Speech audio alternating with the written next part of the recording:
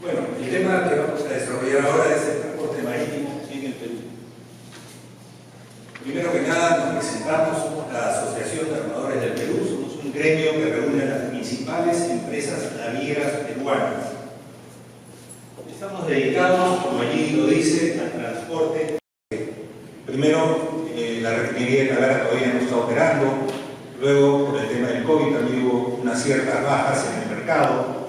Pero esa es la relación de naves que tenemos y que tienen una capacidad de carga de 498.000 toneladas. 498.000 toneladas es la suma de todo lo que pueden transportar estos buques. Si esto lo graficamos, y esto es simplemente para que tengamos todos una idea de lo que significa esa capacidad de carga, equivale a tener o contar con 16.500 camiones de 30 toneladas cada uno. Y para cuantificar los 16.500 camiones, si ponemos uno detrás del otro, harían una cola de 330 kilómetros, es decir, más allá de la distancia entre Lima y Pisco, y Ica, casi hasta Obucaque prácticamente. Eso es lo que representa la flota peruana. La flota peruana que principalmente está efectuando cabotaje. Con esta flota, esta es la foto del buque Moquegua, el buque Quimiquero, y uno de los remolcadores también peruanos, en el puerto de Hilo. Esta flota cubre todas las necesidades del cabotaje peruano, solo de manera eventual, cuando hay alguna carga específica que no la puede cubrir, se fletan buques de bandera extranjera, como dijo el señor Cuizar, por periodos cortos, máximo 6 meses, pero lo usual son 30 días. Y como digo abajo y lo repito, son naves que transportan combustibles, ácido sulfúrico, aceites, otros productos químicos y GLP, que es el gas licuefactado de petróleo. No transportamos gas natural. Todos se preguntarán por qué no tenemos buques de carga seca o portacontenedores. Eso lo vamos a ver un poquito más adelante. En esta presentación vamos a tocar dos temas principales. El primero son las limitaciones para el desarrollo del transporte marítimo de cabotaje de líquidos. Y el segundo, lo que les comenté hace un momento, por qué no existen naves que transporten contenedores, carga seca, a granel o carga no contenerizada. Tocando el primer tema sobre las limitaciones para el desarrollo del transporte marítimo, quería comentarles que la mayoría de los terminales submarinos, son amarraderos multiboyas, tienen más de 60 años. Están a lo largo de toda la costa peruana, están en Ete, en Salaverry, en Chimbote, en Supe, en Paramonga, en Conchán, en Pisco, en Mollendo, en Hilo. Pero hay algunos, sí, tengo que reconocer que sí hay algunos proyectos nuevos que se han desarrollado, pero no son significativos en relación al volumen que se transporta. Estos terminales se construyeron a finales de los 50 e inicios de los 60, cuando la población peruana era de 10 millones, hoy somos 33. El buque más grande era el buque Transoceánica, un buque de la IPC de esa época. Tenía 17.000 toneladas. Hoy día tenemos, por ejemplo, el Mantaro de 52.000, es decir, 3 veces la capacidad del buque Transoceánica. Es un buque de doble casco, con todas las facilidades y exigencias actuales. Los buques han crecido en tamaño, se han adecuado a las exigencias de la ONU, pero la infraestructura portuaria para el cabotaje no ha seguido el mismo camino. Acá les doy un dato interesante, seguramente muchos de ustedes lo saben. Entre 1976 y el 86, el CIMA, el Servicio Industrial de la Marina, construyó 5 buques tanqueros de 25.243 toneladas. Fue el Trompetero del 76, el Talara del 77, el Capaguari del 80, el Pavayaco del 85 y el Isabel Barreto del 86. Eran naves excelentes. Las conocí todas y operaban muy bien, sinceramente. Sin embargo, hoy en día ya estarían obsoletas porque eran de casco simple, eran buques de 25.000 toneladas y ya ese tamaño de buques ya no es rentable en el mercado internacional, y por el tema del casco simple tampoco podrían operar aquí en el Perú. El CIMA hoy no cuenta con esa tecnología para poder construir naves de entre 40 y 50.000 toneladas. Seguramente vamos a implementar eso en un futuro, pero por ahora entiendo que no lo pueden hacer. Este mercado lo tiene principalmente, lo tienen astilleros de China, de Corea, de Japón y de algunos otros países. Turquía también está construyendo algunos buques. Ahora, otro tema que también nos limita y que habla sobre la antigüedad de los amarraderos es el calado. Por ejemplo, aquí, y acá me voy a demorar un minuto y no quiero caerles pesado, vamos a hacer un ejemplo con el buque Alejandro, que es un buque de bandera peruana, es un buque de 44.900 toneladas de deadweight, que tiene una eslora de 182, la manga de 32 y un calado, ese es un dato importante, de 11.94 metros. Y tiene un TPC de 51.9. ¿Qué es el TPC? Son las toneladas que se necesitan para que el buque se hunda o tenga 1 centímetro de inversión. Es decir, cada 51.9 toneladas el buque Alejandro se hunde 1 centímetro. Ok, entonces, ¿qué cosa sucede si queremos entrar a Salaberry o a Eden, al terminal submarino Multiboyas? El calado en Chimbote y Salaberry, es 7.62 metros. Pero el calado del buque es 11.94 con carga completa. Entonces para poder ingresar, tenemos que restar al calado del buque el calado de Chimbote y Salaberry. En este caso son 4.32 metros, que equivale a 432 centímetros. Multiplicando eso por el TPC, resulta que tendrías que dejar de descargar 22.400 toneladas. Es decir, el buque que es de 44.900 solo puede ingresar a Salaberry o a Chimbote con el 50% de la carga. Y este es un ejemplo que se repite con todos los demás buques.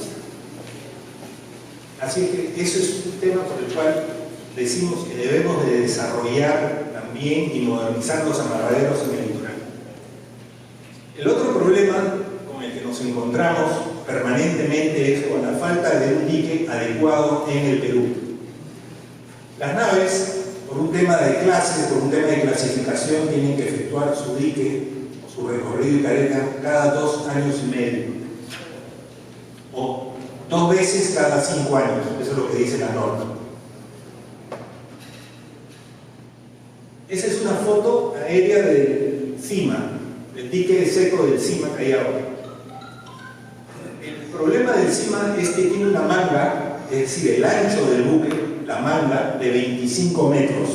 Y si vemos la relación de todos los buques de alto bordo de bandera peruana, la manga usual es de 29, 32, 27, 27, 27, solo el Moquegua tiene 20.52 y el Adrián tiene 22.52 metros de manga. Es decir, de todos esos buques, hay 12 que no pueden entrar y 2 que sí pueden entrar al dique seco del CIMA. ¿Esto qué? Pero es una obligación entrar ahí, que es como cuando ustedes tienen su auto, tienen que ir a hacerle el mantenimiento cada cierto tiempo. Es como que ustedes tienen un auto y no puede hacerse el mantenimiento en el país, tienen que hacerlo en otro lado. Parece que no tuviera mucho sentido. La opción más cercana es Talcahuano en Chile, es el dique de Asmar, es de la Marina de Guerra de Chile. ¿Y cómo nos afecta? El costo de posicionar una nave ida y vuelta aproximadamente son $600.000 en combustible y en el costo del buque. El trabajo del dique puede llegar a costar $2 millones, 2 millones, quizá más, quizá menos, dependiendo de los trabajos que haya que hacer. Pero es un trabajo que no se va a facturar en el Perú, por lo tanto no va a pagar impuestos en el Perú, no mueve nuestra economía y por supuesto hay menos trabajo para la mano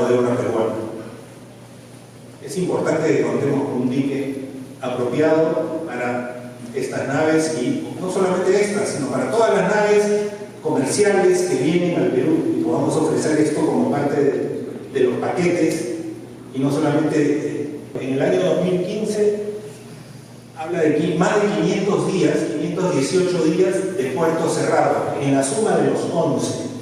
Si eso se divide, tendríamos que por año cada puerto está cerrado un promedio de 47 días.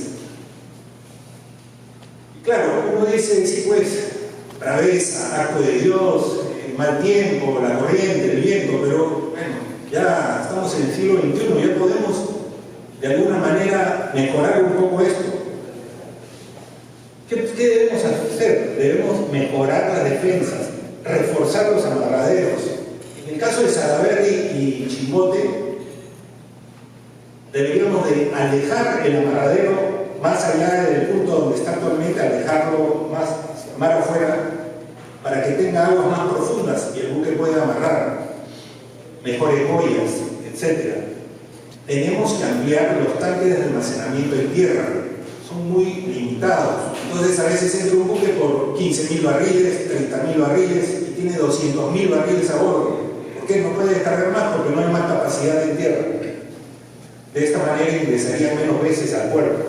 Y la otra, simplemente es una idea, es evaluar la posibilidad de una monoboya. Hoy en el Perú solo había una, la tiene la refinería de La Pampilla.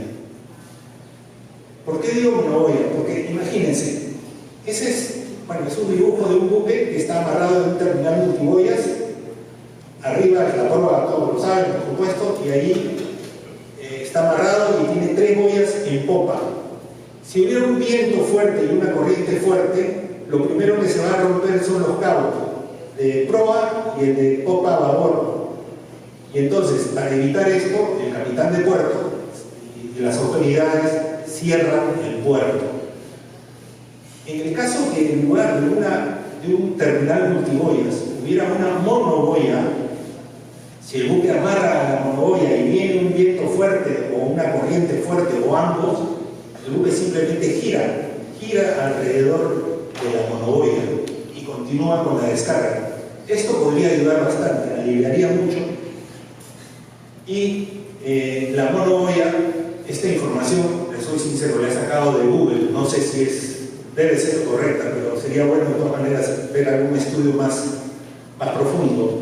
Pero sí podríamos ver que de manera natural la monoboya puede soportar olas y vientos más grandes o más potentes, más fuertes. La maniobra de amarre siempre es, en teoría, más fácil de la monoboya, porque simplemente llegas, amarras y ya está. No tienes que hacer otra cosa, ni siquiera tienes que fondear el ancla. Lo que sí, la inversión en la monoboya es más alta que en la multiboya.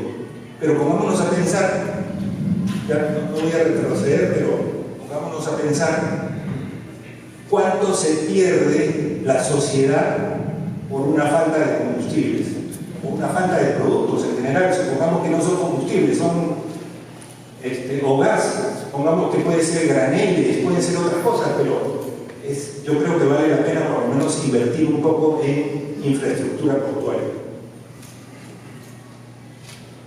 Un tema que no es para hoy, pero simplemente quería hacerles recordar, es que no es solamente un tema de falta de infraestructura portuaria, también tenemos un problema en la falta de infraestructura aérea y terrestre. Recordemos simplemente lo que ocurrió hace un mes aproximadamente en el aeropuerto Jorge Chávez. Esto hizo que Pisco colapsara con 16 naves. Nunca en la vida había tenido tantas naves Pisco y no se les pudo dar servicio. Y el único aeropuerto del Perú estuvo parado, el único aeropuerto internacional con las dimensiones que tiene el Jorge Chávez, estuvo parado más de 24 horas. Santiago tiene hoy 2 pistas, más de 5 años atrás que ya inauguró la segunda. Buenos Aires tiene 3, Nueva York, no nos vamos a comparar con Nueva York, pero tiene 9 pistas comerciales, no militares, en los 3 aeropuertos de Nueva York. Nosotros, más de 10 millones de personas en Lima y 33 en el Perú, una sola pista. Sabemos que se está haciendo la otra, pero esta pista debería haber estado lista hace varios años.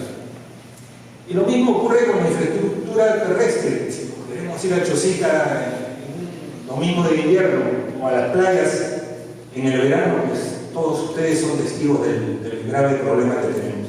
Es decir, no es solo marítimo, es un tema marítimo, aéreo y terrestre. Bueno, voy a pasar al segundo tema rápidamente, que es por qué no existe actualmente dentro de la flota peruana un buque o varios buques que transporten contenedores y carga seca. La palabra mágica aquí es reserva de carga. ¿Qué es la reserva de carga? Es el mecanismo por el cual un país reconoce a sus empresas como autorizadas para efectuar el transporte de mercancía y pasajeros. No existe un bus o un autobús peruano llevando pasajeros entre Quito y Guayaquil, ni un camión chileno transportando carga entre Trujillo y Piura. Eso lo explicó claramente don José Luis Cuéllar. No existe un avión peruano llevando pasajeros entre Bogotá y Cartagena, y tampoco existe un avión ecuatoriano transportando carga entre Arequipa y Lima. Eso es la reserva de carga. Está reservado para las empresas del país. Pueden haber excepciones, por supuesto, como la Comunidad Económica Europea, que seguramente camiones españoles pueden ir a Francia y viceversa. Pero hay acuerdos bilaterales, hay principios de reciprocidad. Esa es la otra palabra clave en eso. Pero ahora vamos a ver, porque ahora les he dado un ejemplo de bus, otro de avión, y en el caso de los buques, no existe un buque peruano que pueda efectuar cabotaje en Chile, en Ecuador, en Colombia, en Estados Unidos y en Brasil. Pero, y quiero que me entiendan bien, sí existen buques chilenos, ecuatorianos, colombianos, norteamericanos, brasileños, etcétera, que pueden efectuar el cabotaje dentro de la costa peruana. El doctor Cuéllar hace un momento habló sobre el decreto legislativo 1413 del 2018, que se hizo para promover y facilitar el transporte marítimo de cabotaje. Es, afortunadamente, o aplica, que me perdonen los transportistas de carga seca, no aplica al petróleo, no aplica a los líquidos, ni al GLP, ni a los químicos. Pero sí, esta es una razón por la cual, o la razón principal por la cual no hay buques de bandera peruana que hagan este tipo de transporte. Al inicio, cuando se dio la ley 28583 y la 29475, los armadores peruanos, muy entusiasmados, compraron, invirtieron y llegamos a tener como asociación 2 buques de bandera peruana. Uno se destinó al sur, el otro al norte. Lamentablemente el CNP Paita, que era el que iba hacia el norte, no tenía carga, no encontró carga, hizo varios viajes y al final los buenos, los propietarios, lo enviaron hacia otro lado. Se quedó el CNP Hilo, que trabajó durante varios años transportando toda la carga del sur. Se complementaba algo de Chile, algo de Ecuador, pero ahí estaba. Sin embargo, cuando sale este decreto legislativo 1413 y empezaron a ingresar naves de otros armadores de otros países, sin que nosotros pudiéramos hacer lo mismo, por supuesto, en otros países, finalmente el CNP Hilo se fue. ¿Cuáles son los resultados de esta ley o de este decreto legislativo 1413? ¿Qué se ha obtenido? No se ha incrementado la carga de cabotaje, no se han mejorado los fletes. Ahora hay menos trabajo para peruanos, hay menos ingreso al fisco a través de los impuestos, y por último, no se ha reducido el número de camiones que recorren la Panamericana ni las carreteras. Pienso yo que no hay ningún resultado positivo. Mis conclusiones finales ya para terminar es: número 1, que se mejore la infraestructura portuaria para el cabotaje, que los amarraderos sean adecuados al tamaño de los buques y a las necesidades de la población, que contemos con un dique adecuado, no para 1 año o 2 años, sino para los siguientes 50 o 100 años. Y por supuesto también sugiero que se hagan los estudios para las monoboyas. De repente instalar una monoboya en el norte y una en el sur podría aliviar mucho la situación cuando hay este tipo de gravedad. Solicito que las leyes permanezcan en el tiempo, que no se estén cambiando, porque así cambian las reglas de juego. El inversionista no va a poner su dinero si es que hoy día le dicen una cosa y poco después le dicen otra. Solicitamos que se derogue la ley o el decreto legislativo 1413 que no ha traído ningún beneficio para el Perú. Sugiero también que con el tiempo, y creo que esta es la siguiente presentación, nos vayamos preparando para lo que se viene. El transporte marítimo tiene que reducir sus emisiones de gases de efecto invernadero. Y eso que está escrito ahí no es sencillo. Tenemos que contar con combustibles adecuados, gas natural y otros que todavía no están en el mercado. Y por supuesto, no existen buques peruanos, ni existe infraestructura en el Perú para algún combustible que no sea el conocido bunker o el diésel que normalmente abastece a nuestros buques. Señores, muchas gracias.